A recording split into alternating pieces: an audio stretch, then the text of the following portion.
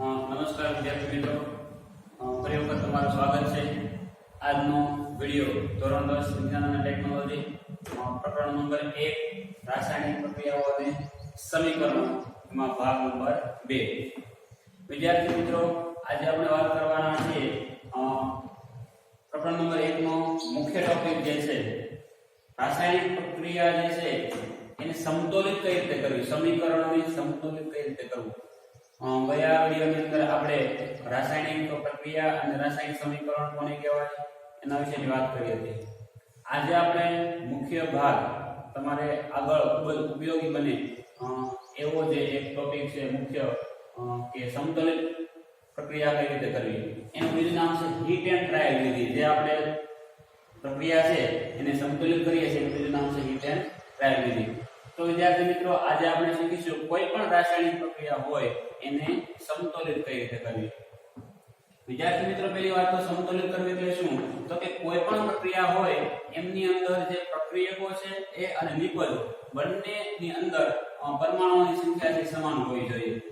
તો આપણે સોપાન વાઇઝ મુદ્દા વિશે આપણે 1 થી 7 મુદ્દાઓ જોઈએ એટલે તમને ખ્યાલ આવી જશે કે કોઈ પણ રાસાયણિક પ્રક્રિયા હોય એને સમતોલિત કઈ રીતે કરી શકાય. તો ચાલો જોઈએ આપણે. સૌપ્રથમ સોપાન નંબર 1 કે જ્યારે કોઈ પણ રાસાયણિક સમીકરણ હોય એની અંદર જે સૂત્રો છે એને પહેલા તો બોક્સમાં લખી નાખવા. શું કરવાનું છે? તો રાસાયણિક સમીકરણને સમતોલિત કરવા સૌપ્રથમ પ્રત્યેક સૂત્રને બોક્સમાં લખો. અહીં આપણે જોયું કે Fe H2O Fe3O4 અને H2. આ જે સમીકરણ છે એને આપણે સૌપ્રથમ શું કરવાનું છે? બોક્સમાં લખી નાખવાનું છે. ત્યારબાદ સોપાન નંબર 2. આટલું બોક્સમાં લખાઈ ગયા પછી શું કરવાનું છે કે બંને બાજુ જે પ્રક્રિયકો અને નિપજો એમાં પરમાણુઓની સંખ્યા આપણે ગણવાની છે. નિપજોની તો કેટલી સંખ્યા છે અને પ્રક્રિયકોમાં બંનેમાં પરમાણુઓની સંખ્યા સમાન છે કે અલગ અલગ છે આપણે ગણવાનું છે. જોઈએ સૌપ્રથમ આપણે અહીંયા જોઈએ તો પ્રક્રિયકોની અંદર અહીંયા તમે જોઈ શકો છો Fe એટલે કે આર્યન. આ બાજુ કેટલા અણુઓ છે? જોઈ શકો છો તમે એક જ છે, બીજે ક્યાંય છે નહીં. અહીંયા જોઈ શકીએ છીએ કે પ્રક્રિયકોમાં છે 1 છે, જ્યારે નિપજની અંદર કેટલા અણુઓ છે? 3. એટલે આપણે લખ્યા કે Fe પ્રક્રિયકોની અંદર કેટલા પરમાણુઓ છે? 1 અને નિપજની અંદર કેટલા પરમાણુઓ છે? 3. ત્યારબાદ બીજું કયું તત્વ છે? હાઇડ્રોજન. તમે જોઈ શકો છો કે પ્રક્રિયકો છે તો હાઇડ્રોજનના કેટલા અણુઓ છે? પ્રક્રિયકોમાં 2 અણુઓ છે, તમે જોઈ શકો છો. અને નિપજની અંદર કેટલા છે? 2. એટલે અહીંયા આપણે જોઈએ તો હાઇડ્રોજન છે બંને બાજુ સમાન છે, પ્રક્રિયકો અને નિપજ બંનેમાં સમાન છે. ત્યારબાદ જોઈએ તો ત્રીજો તત્વ કોણ છે? ઓક્સિજન. જોઈએ પ્રક્રિયકોમાં કેટલા પરમાણુઓ છે? 1. પરંતુ નિપજ જે મળે છે એમાં કેટલા પરમાણુઓ છે? 4. તો મુદ્દા નંબર 2 ની અંદર આપણે શું કર્યું તો કે જે આપણે તત્વોને ખાનામાં બોક્સમાં લખ્યા એમાં પ્રક્રિયકો અને નિપજો બંનેમાં પરમાણુની સંખ્યા કેટલી જોઈએ? સમાન છે કે નહીં ચેક કરવાનું છે. કેટલા છે તે આપણે લખવાનું છે. નંબર 2 વિદ્યાર્થી મિત્રો, યાદ તમારે એ પણ રાખવાનું છે કે આ જે અહીંયા આપણે બોક્સ કરેલ છે એની અંદર કોઈ પણ સુધારા કરવાના નથી, એમાં કોઈ ફેરફાર કરવાનો નથી. રાસાયણિક સમીકરણોને સંતુલિત કરવા માટે જે કંઈ સુધારા વધારા કરીએ એ આપણે આ બોક્સની બહાર કરવાના છે. અંદર જે સૂત્રો છે બોક્સની અંદર એમાં કોઈ કશું સુધારા વધારા કરવાના નથી.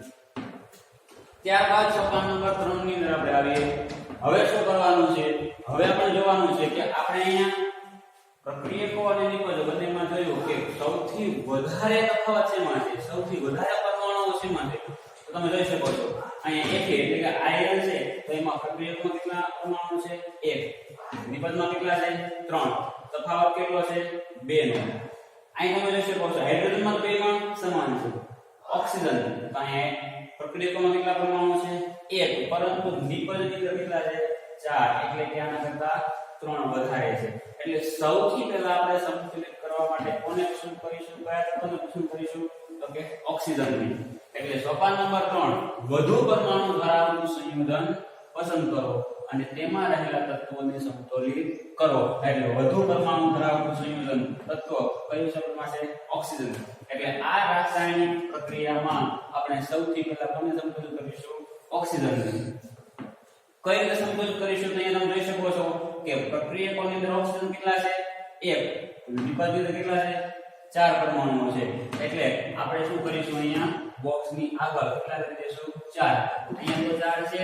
હવે આ બંનેને જો સંતુલિત કરવા હોય તો આ બોક્સની આગળ બાજુ કેટલા લખી દઈશું? 4. એટલે હવે તમે જોઈ શકો છો કે અહીંયા પણ ઓક્સિજન કેટલા છે? 4 પ્રક્રિયકોમાં. નિપજમાં પણ કેટલા થઈ ગયા? 4. એટલે હવે ઓક્સિજન છે એ બંને બાજુ પ્રક્રિયકો અને નિપજ બંનેમાં છે એ સમાન છે. આટલું થયા પછી હવે આવીએ સોપાન નંબર 4. હવે આ સમીકરણની અંદર તમે જુઓ કે હજી કોણ કોણ સંતુલિત નથી થયું? આપણી પાસે ઓક્સિજન સંતુલિત થઈ ગયો. હવે કોણ બાકી રહ્યા? હાઇડ્રોજન અને Fe એટલે કે આર્યન. હાઇડ્રોજન તો પહેલા સંતુલિત હતો જ, પરંતુ હવે આપણે 4 આગળ લખાય એટલે હાઇડ્રોજનના પરમાણુ પ્રક્રિયકોમાં વધી જાય છે. કેટલા થઈ જાય છે તમે જોઈ શકો છો? 4 * 8. હવે પ્રક્રિયકોમાં હાઇડ્રોજનના કેટલા પરમાણુ થઈ ગયા? 4. પરંતુ નિપજમાં કેટલા છે? 2.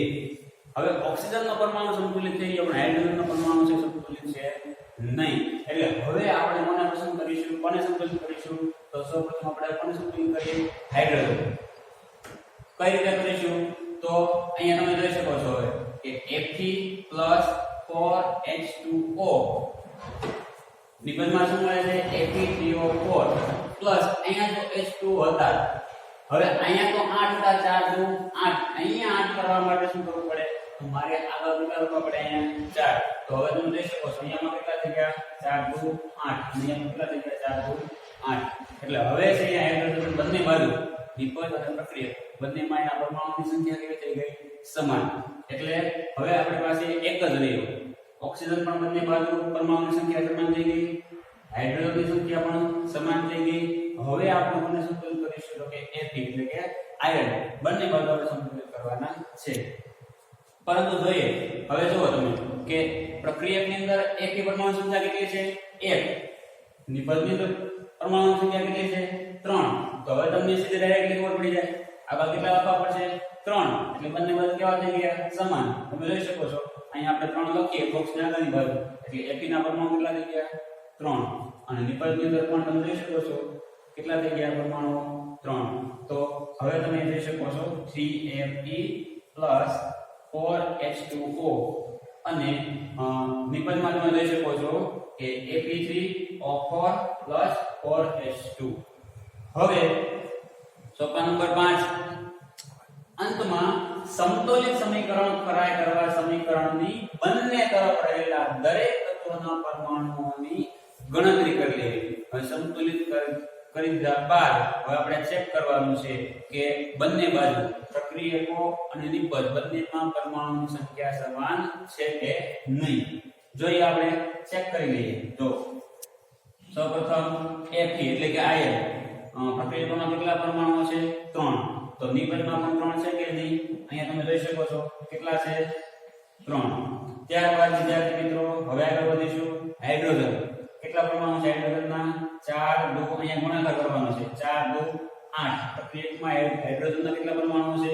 4. નિપજમાં પણ કેટલા છે? 4 * 8. બંને બાજુ કેવા થઈ ગયા? સમાન. ત્યારબાદ આગળ જોઈએ ઓક્સિજન. જોઈએ ઓક્સિજનના પરમાણુઓ પ્રક્રિયકમાં કેટલા છે? 4. નિપજમાં પણ કેટલા છે? 4. એટલે હવે આપણી આ રાસાયણિક પ્રક્રિયા કેવી થઈ ગઈ? સમાન. હવે ફક્ત આપણે શું કરવાનું છે? રાસાયણિક પ્રક્રિયા તો સમાન થઈ ગઈ, પરંતુ હવે આપણે જે એમાં રહેલા તત્વો છે એની ભૌતિક અવસ્થાઓને આપણે દર્શાવવાની છે. કઈ દર્શાવવાની? આપણે આગળના ભાગમાં કીધું હતું કે જ્યારે કોઈ પ્રક્રિયાની અંદર જે તે તત્વો ભાગ લે છે, સંયોજન જે પ્રક્રિયકો અથવા તો નિપજ, એને આપણે એની ભૌતિક અવસ્થામાં દર્શાવીએ તો આપણને વધારે સરળતાથી એ પ્રક્રિયા સમજાઈ શકે. અને એના માટે આપણે કીધું હતું કે જો એ તત્વ અથવા તો સંયોજન ઘન સ્વરૂપમાં હોય તો આપણે એને કઈ સંખ્યામાં દર્શાવીશું? S વડે. પ્રવાહી અવસ્થામાં છે તો L વડે, વાયુ અવસ્થામાં છે તો G વડે, અને જો જલીય અવસ્થામાં છે તો આપણે એને એક સંજ્ઞા વડે દર્શાવીશું. હવે આપણે દર્શાવીએ F એટલે કે આયન કઈ અવસ્થામાં છે? તો કે ઘન અવસ્થા સોલિડ અવસ્થા એટલે આપણે કઈ સંજ્ઞાઓ દર્શાવીએ નીચે કૌંસમાં જમણી બાજુ દર્શાવે છે S એટલે એને તમે જોઈ શકો છો સીધી રીતે ખબર પડી જાય કે આયર્ન છે કઈ અવસ્થામાં છે ઘન અવસ્થામાં છે H2O એટલે કે પાણી હવે તમને એમ થાય કે પાણી તો છે પ્રવાહી સ્વરૂપમાં છે તો અહીંયા L કેમ નથી લખ્યો પરંતુ આ પ્રક્રિયાની અંદર અહીંયા પાણી છે એ વરાળ સ્વરૂપ છે એટલે અહીંયા આપણે G ગેસીસ લખેલું છે પ્રવાહી સ્વરૂપમાં છે નહીં એટલે L લખવામાં આવતું નથી હવે હકીકતે તમે જો આ તમે અવસ્થા ભૌતિક અવસ્થા દર્શાવવામાં ન આવે અહીંયા S અથવા G S જો ન લખેલું તો તમને એવું જ લાગે કે અહીંયા છે પ્રવાહી અવસ્થામાં છે કેમ કે H2O એટલે આપણે સીધી રીતે શું સમજીશું કે અહીંયા છે પાણી છે પ્રવાહી અવસ્થામાં છે પરંતુ અહીંયા જો જમણી બાજુ કૌંસમાં એની સંજ્ઞા લખી દેવામાં આવે તો આપણને ખ્યાલ આવી જાય કે H2O એટલે કે પાણીનું વરાળ સ્વરૂપ છે તો હવે આપણને ખ્યાલ આવી ગયો છે Fe છે ઘન સ્વરૂપમાં છે H2O છે વરાળ સ્વરૂપમાં છે અને Fe3O4 એ પણ કઈ અવસ્થામાં છે ઘન અવસ્થામાં અને હાઇડ્રોજન કઈ અવસ્થામાં છે વાયુ અવસ્થામાં અને ત્યાર પછી એક છેલ્લો મુદ્દો એ આપણે ત્યારે વાત કરી હતી આગળના વિડિયોની અંદર કે જ્યારે કોઈ પ્રક્રિયાની અંદર કોઈ તાપમાન અથવા તો ઉદ્દીપક અથવા તો જો એ પ્રક્રિયામાં દબાણ આપવામાં આવતું હોય તો અહીંયા આપણે એરોની ઉપર અથવા તો નીચે તરફ લખી શકીએ તો આવી રીતે વિદ્યાર્થી મિત્રો આપણી પાસે રાસાયણિક સમીકરણોને સંતુલિત કરવા માટે 1 થી 7 સોપાનો યાદ રાખવાના છે આ 7 સોપાનને તમે અનુસરો એટલે કોઈ પણ રાસાયણિક સમીકરણ હશે એ સંતુલિત થઈ જશે સૌપ્રથમ પહેલા સોપાનની અંદર શું કરવાનું છે તો કોઈ પણ સમીકરણ હોય એના સૂત્રોને બોક્સની અંદર લખી દેવાનું છે પણ યાદ રાખવાનું છે કે બોક્સની અંદર પછી કોઈ ફેરફાર કરવાનો નથી જે પણ કંઈ ફેરફાર કરીએ છીએ એ બોક્સની બહાર કરવાનો છે સોપાન નંબર 2 એમાં શું કરવાનું છે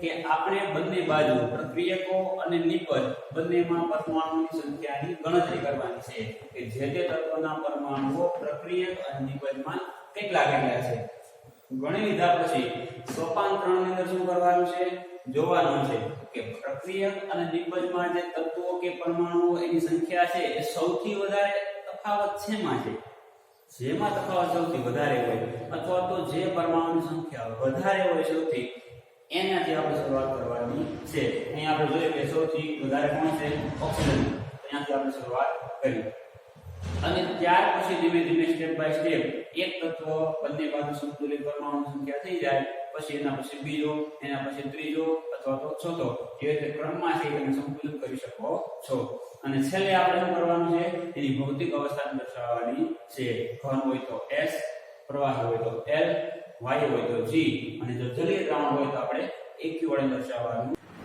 હવે પછી આપણે ઉદાહરણ લઈએ એટલે તમને વધારે ખ્યાલ આવી જાય તમને ખ્યાલ આવી શકે ચાલો જોઈએ અહીંયા આપણે NaOH H2SO4 નિપજમાં શું મળે છે Na2SO4 H2O ચલો સૌપ્રથમ આપણે શું કરીએ બોક્સ કરી નાખી બંને બાજુ એટલે આપણને ખ્યાલ આવી જાય હવે બોક્સ કરી દીધા બાદ હવે આપણે શું કરવાનું છે બંને બાજુ પ્રક્રિયકો અને નિપજો બંનેમાં આપણે પરમાણુની સંખ્યાઓ ગણવાની છે જોઈએ સૌથી પહેલા કોણ છે સોડિયમ તો અહીંયા આપણે જોઈએ સોડિયમનું પરમાણુ પ્રક્રિયકમાં બીજે ક્યાંય છે નહીં એટલે પ્રક્રિયકમાં સોડિયમ પરમાણુ કેટલા છે 1 એટલે અહીંયા આપણે લખી દીધું તો પ્રક્રિયકમાં સોડિયમ પરમાણુ કેટલા છે 1 હવે આપણે જોઈએ નિપજમાં તો નિપજમાં જોઈએ તો અહીંયા સોડિયમ પરમાણુ આપણે જોશું એ કેટલા છે 2 બીજે ક્યાંય સોડિયમ પરમાણુ છે નહીં એટલે પ્રક્રિયકમાં 1 અને નિપજમાં કેટલા પરમાણુ છે 2 ત્યાર પછી નંબર 2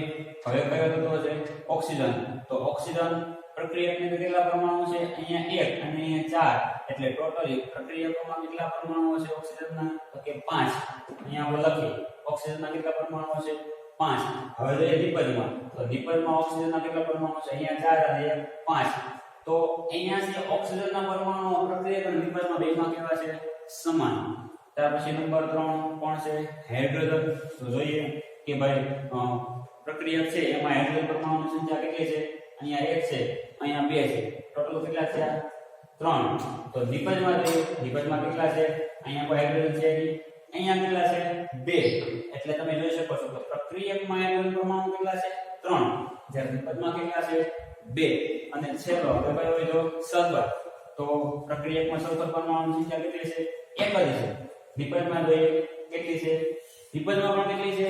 એક જ. એટલે હવે તમે જોઈ શકો છો કે ઓક્સિજન પ્રક્રિયકના નિપજમાં પણ કેવા છે? સમાન. અને સલ્ફરમાં કેવા છે? સમાન. હવે આપણે જોઈએ કે સૌથી વધારે તફાવત કોનામાં છે? તો બેમાં સરખો છે. અહીંયા 1 અને 2, અહીંયા પણ એકનો તફાવત છે અને અહીંયા 3 અને 2, અહીંયા પણ કેટલો છે? એકનો છે. હવે આપણે શું કરીશું? સૌથી પહેલા અહીંયા કોને આપણે સંતુલિત કરીએ? સોડિયમ. હવે તમે જોઈ શકો છો અહીંયા 1 છે અને આ બાજુ કેટલા છે? નિપજમાં 2. તો બંને બાજુ સરખા કરવા હોય તો આપણે શું કરવું પડે? આ બધું બે લખી દઈએ નિપજમાં. એટલે અહીંયા બે લખી દીધા એટલે અહીંયા સોડિયમ 2 થઈ ગયા પરમાણુ, અહીંયા પણ કેટલા થઈ ગયા? 2. હવે સોડિયમ 2 થઈ ગયા, ઓક્સિજન કેટલા થશે તમે જોઈ શકો છો? ઓક્સિજનના કેટલા પરમાણુઓ છે? 2. 2 અહીંયા અને 4 અહીંયા કેટલા છે? હવે 6. પહેલા કેટલા હતા? 5. હવે કેટલા થઈ ગયા? 6. તો નિપજની તો કેટલા થવા જોઈએ? 6 જોઈએ. અહીંયા કેટલા છે? 4. પરંતુ અહીંયા એક જ હતો એટલે હજી કેટલા છે? 5. એટલે હવે આપણે સંતુલિત કોને કરવો પડશે? ઓક્સિજનને. અને બીજા કોને સંતુલિત કરવો પડશે? હાઇડ્રોજનને. એટલે હવે અહીંયા આગળ કેટલા લખી દો? 2. હવે 2 લખી દીધા તમે જોઈ શકો છો અહીંયા 2 ગુણ્યા 2 એટલે હાઇડ્રોજન કેટલા થઈ ગયા? 4. અને ઓક્સિજનમાં કેટલા થઈ ગયા તમે જુઓ? અહીંયા 2 પરમાણુ અહીંયા અને 4 કેટલા થઈ ગયા? 6. એટલે બંને બાજુ ઓક્સિજન પણ સમાન થઈ ગયા અને હાઇડ્રોજન પણ કેવા થઈ ગયા? સમાન. ફરી વખત જોઈ લઈએ કે પ્રક્રિયકના નિપજ બંને પરમાણુઓ સરખા છે કે નથી? જોઈએ. સોડિયમ કેટલા છે? અહીંયા 2. અહીંયા પણ કેટલા છે? 2. ત્યારબાદ ઓક્સિજન. પ્રક્રિયકમાં ઓક્સિજન કેટલા છે? અહીંયા 4 અને અહીંયા 2 કેટલા છે? 6. તો નિપજમાં કેટલા થવા જોઈએ? 6. અહીંયા 4 અને અહીંયા 2 કેટલા થઈ ગયા? 6. ત્યારબાદ હાઇડ્રોજન. જોઈએ પ્રક્રિયકમાં કેટલા હાઇડ્રોજન છે? 1 અહીંયા અને 2 અહીંયા કેટલા થઈ ગયા? 3. અહીંયા 1 નથી આગળ 2 લખેલા છે એટલે 2 અને 2 કેટલા થઈ ગયા? 4. તો નિપજની તો પણ કેટલા થઈ ગયા? 4. અને છેલ્લે સલ્ફર કેટલા પરમાણુઓ છે? 1. તો નિપજની તો પણ કેટલા છે? 1. તો આવી રીતે છે કોઈ પણ રાસાયણિક પ્રક્રિયાને જે સંતુલિત કરી શકાય છે. અને છેલ્લે વિદ્યાર્થી મિત્રો, જો તમને આમાં કોઈ પ્રશ્ન હોય, તમારે બીજું કોઈ પણ ઉદાહરણ તમારે સોલ્યુશન કરવું હોય તો આ વિડિયોની નીચે ડિસ્ક્રિપ્શનમાં અમારો મોબાઈલ નંબર કોન્ટેક્ટ નંબર આપેલો છે, એમાં તમે મેસેજ કરી શકો છો. અને હવે થોડા ટૂંક સમયમાં ગણિતના બીજા વિડિયો પણ મૂકવામાં આવશે. અને જો અમારો વિડિયો તમને પસંદ આવે તો લાઈક કરો, શેર કરો અને સબસ્ક્રાઇબ કરો. નમસ્તે.